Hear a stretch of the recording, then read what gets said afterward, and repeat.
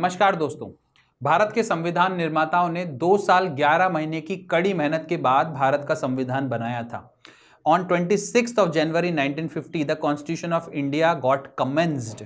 पर ये representative bodies बनाना जैसे कि लोकसभा, जैसे कि राज्यसभा इतना आसान नहीं था और बहुत लंबी लड़ाई के बाद ये सफलता भारतीयों को मिली थी। और इसी लंबी लड़ाई में एक कड़ी है the council act of 1892।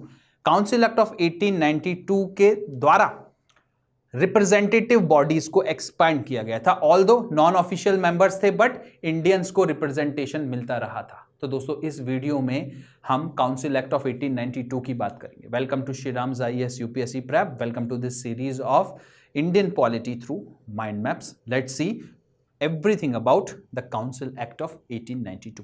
But before I start, I would like to tell you about the free one-to-one mentorship of Shriram's IAS. If you have any doubt regarding your preparation, you can come to us at any point in time and you can contact and talk with our expert mentors on all the subjects. The only thing which you have to do is to go to the description of this video, click the link and fill the form. So let's see the Council Act of 1892. Provision by provision we are going to see, but let us see who was the Viceroy.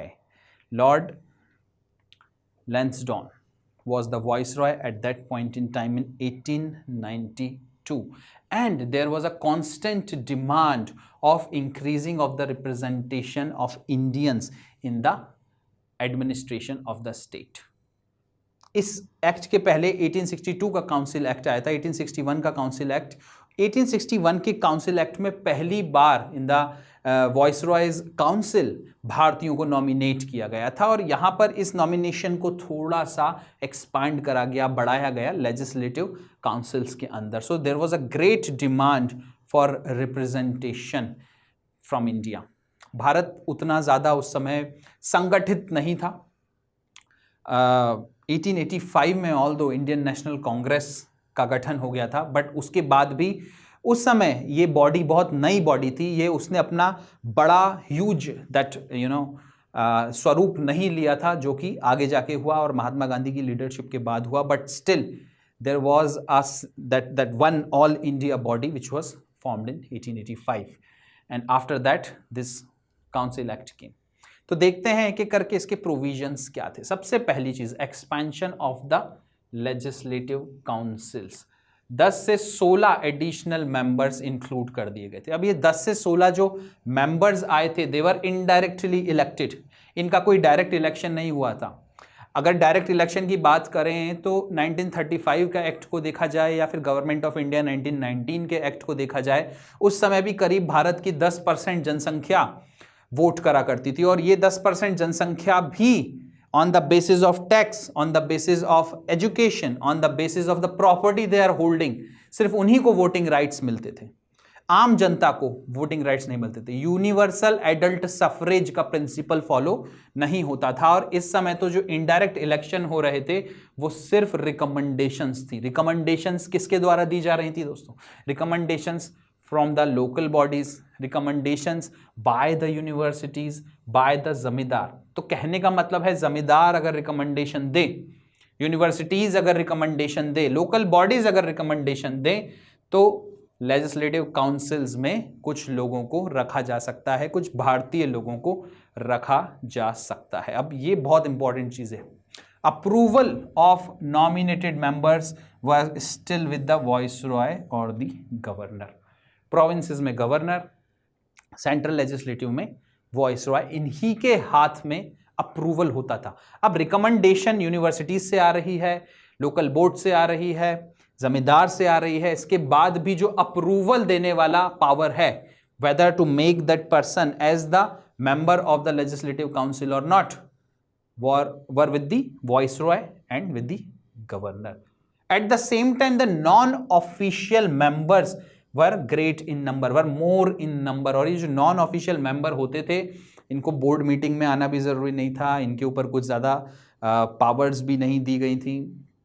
और ये जो non official members थे majorly Indians इन्हीं में आते थे। ये directly crown के लिए काम नहीं करते थे। ऑफ कोर्स जो क्राउन के लिए काम करते थे देवर ऑफिशियल मेंबर्स, बट थोड़ा बहुत रिप्रेजेंटेशन अब भारतीयों का आने लगा था, कम से कम वहां बैठ के अपनी बात कहने के लिए कुछ ना कुछ रिप्रेजेंटेशन भारतीयों को जरूर मिल गया था। मूविंग ऑन, देखिए दोस्तों, बजट एक बहुत इंपॉर्टेंट चीज है, पर बजट के ऊपर जो डिस्कशन है दैट वाज अलाउड। अब 1862 का जो काउंसिल एक्ट था, इन दैट 1862 वाला council act, the discussion on the budget was not allowed, but in this 1892 council act the discussion on the budget was allowed. ये एक पॉजिटिव डायरेक्शन में step था, but at the same time voting was not allowed. What happens in today's India?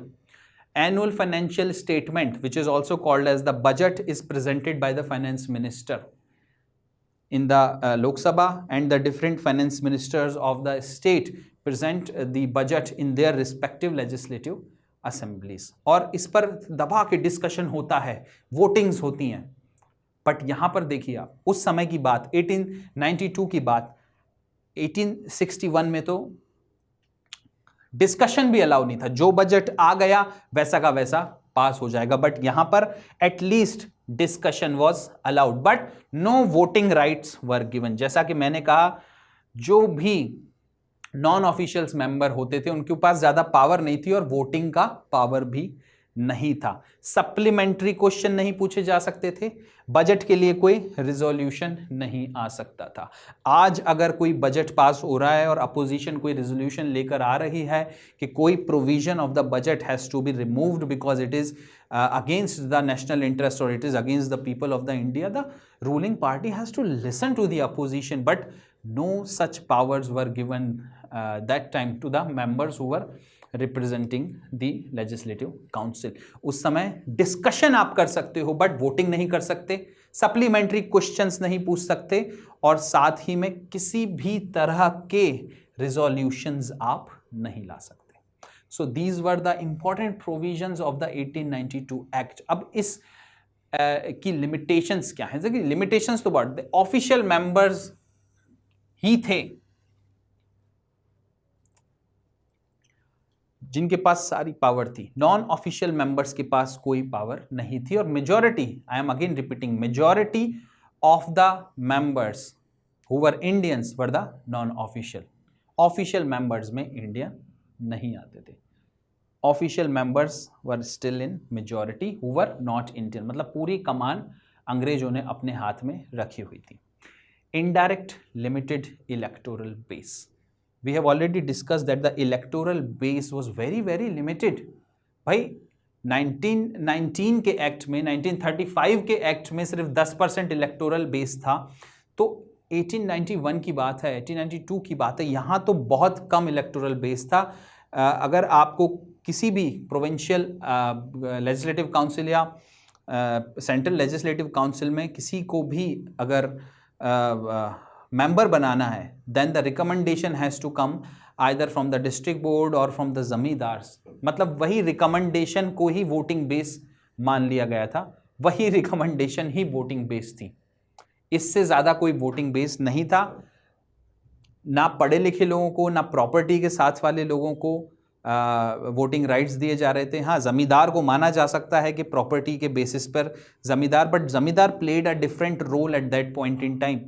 There were several zamindars who have favoured the British government during the revolt of 1857 and they played a very important role in that time in India. No executive accountability to the legislature, as we have already seen that you can discuss the budget, but at the same time there was no control of the legislative council over the executive. आज की जो parliamentary form of democracy है भारत में, वहाँ पे there are several mechanisms such as no confidence motion, such as the committees, the intra-party committees are there, the standing committees are there, ad hoc committees are there, which in one or the other way controls the executive. That is a great power in the hand of the legislature to control the executive, but here no executive accountability, no executive power over the legislature. मतलब आप budget को discuss कर सकते हैं but उस पर voting नहीं कर सकते, कोई रिजोल्यूशन नहीं ला सकते और सप्लीमेंट्री क्वेश्चंस भी नहीं पूछ सकते. So these are the important limitations of 1892 Act. Now what were the significance. मैंने शुरू में कहा था कि ये एक कड़ी है और बहुत लंबे अरसे से कुछ ना कुछ भारत के संविधान, कॉन्स्टिट्यूशनल हिस्ट्री में, भारत के संविधान के इतिहास में चेंजेस होते रहे. Several changes came from this act also and they were carried forward by the other acts such as the Council Act of 1909, the Government of India Act of 1919 and the Government of India Act 1935. So first step towards the electoral principle in India. कुछ ना कुछ थोड़ा बहुत election, भले ही वो recommendation पर हो, भारत में लागू हुआ था. नॉन ऑफिशियल मेंबर्स इलेक्ट होने शुरू हो गए थे लेजिस्लेटिव काउंसिल में. Platform for early nationalist expression, जो शुरू में, as we have already talked that in 1885 Indian National Congress was formed, तो जो early nationalists हैं they did have the platform in the form of the Indian National Congress, but at the same time this was also, the legislative councils were also an important platform for the earlier nationalists. At least वो वहाँ जाकर भारत के लोगों की demands को रख सकते थे. Inadequate reforms were there, so because of it there was a strong nationalist demand. Why were they inadequate? Because most of the powers were in the hand of the viceroy, most of the powers were in the hands of the governor general, and they were working for the benefit of their motherland, for the benefit of England. That is what is the basis of colonialism, where one country is taken over by the other country and their resources has been exploited for the benefit of the motherland.